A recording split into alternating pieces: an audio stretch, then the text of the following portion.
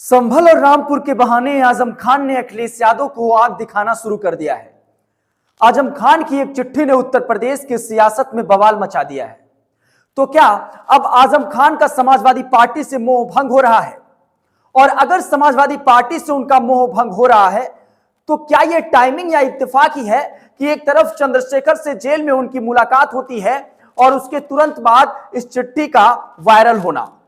चलिए आपको बताते हैं कि आखिर आजम खान ने जो चिट्ठी जेल से लिखी है या फिर जो संदेश देने की कोशिश वो कर रहे हैं वो संदेश क्या है और उसका उत्तर प्रदेश की सियासत में क्या असर होने वाला है, और क्या 2027 से पहले आजम खान किसी दूसरे दल के साथ गठबंधन करने या फिर जाने की सोच रहे हैं। नमस्कार, बेधड़क खबर देख रहे हैं आप और मैं हूं आपके साथ विक्की सिंह।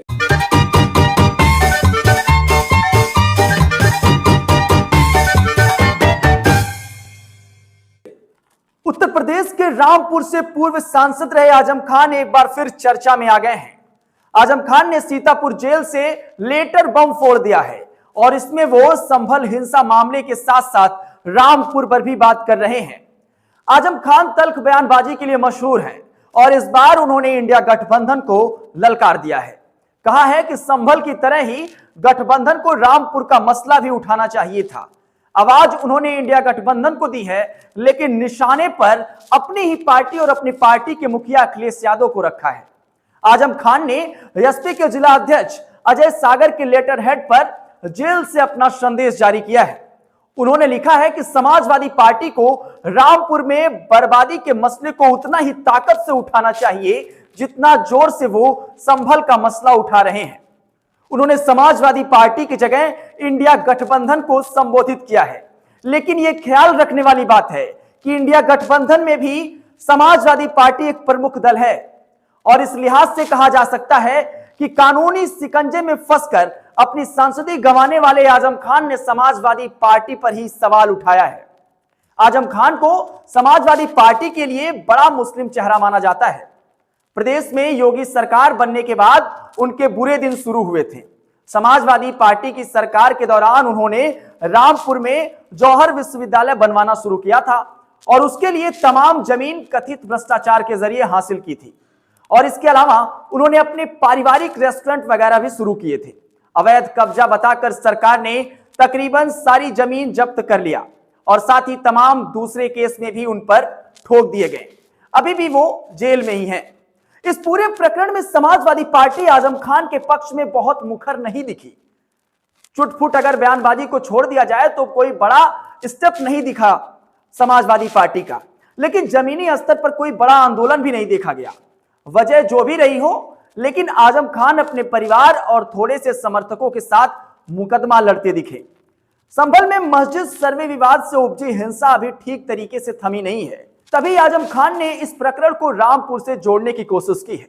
उन्होंने जेल से अपना संदेश रामपुर के समाजवादी पार्टी जिला अध्यक्ष के हाथों जारी किया है। उन्होंने यह भी कहा है कि संभल में जो भी कुछ किया गया उसकी टेस्टिंग रामपुर में कराई गई थी। भले ही बहुतों के गले ना उतरे, लेकिन यूनिवर्सिटी की जमीन वापस लेने को उन्होंने रामपुर की बर्बादी करार दिया है। यहां यह भी जिक्र करना बहुत ही जरूरी है कि अगर कोई व्यक्ति विश्वविद्यालय जैसे कोई ऑटोनॉमस संस्थान बनाता है तो आजीवन उसका मुखिया रहने के नियम भी बना सकता है। खैर, रामपुर का मसला तो कानूनी सुनवाई और अपीलों के तहत है। कई मसलों पर अदालतें अभी भी विचार कर रही हैं, लेकिन जिस तरह की तल्ख भाषा का इस्तेमाल आजम खान ने किया है उसे एसपी प्रमुख अखिलेश यादव ने या फिर अखिलेश यादव के लिए चेतावनी से कम नहीं है। चिट्ठी लिखने का वक्त भी काफी सिमिलर है कि आजम खान ने दलित नेता सांसद चंद्रशेखर आजाद से मुलाकात करने के बाद यह चिट्ठी लिखी है।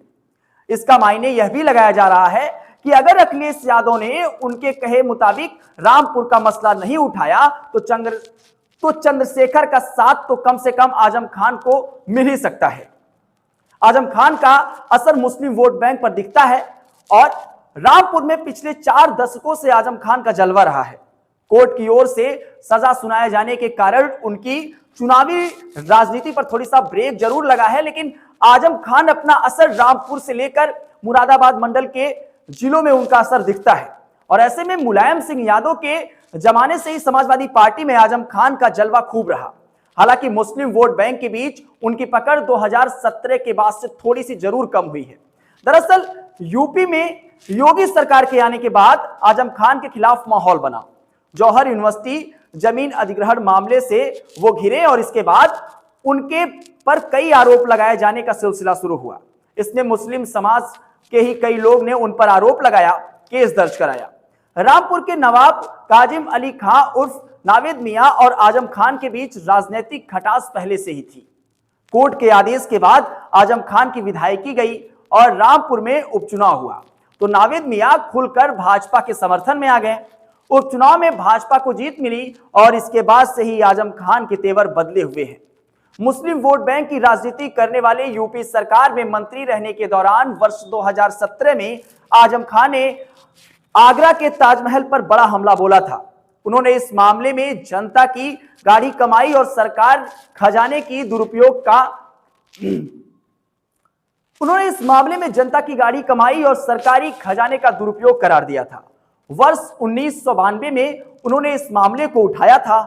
आजम ने कहा था कि अगर लोग मस्जिद के बजाय ताजमहल गिराने चलें तो मैं उसमें बढ़ चढ़कर हिस्सा लूंगा और आगे जाऊंगा। इसका कारण उन्होंने बताया कि किसी भी हुक्मरान को आम आवाम के खजाने से अपनी महबूबा के लिए ताजमहल बनाने का हक नहीं दिया जा सकता। वैसे आजम खान की इस चिट्ठी के बारे में आपकी क्या राय है?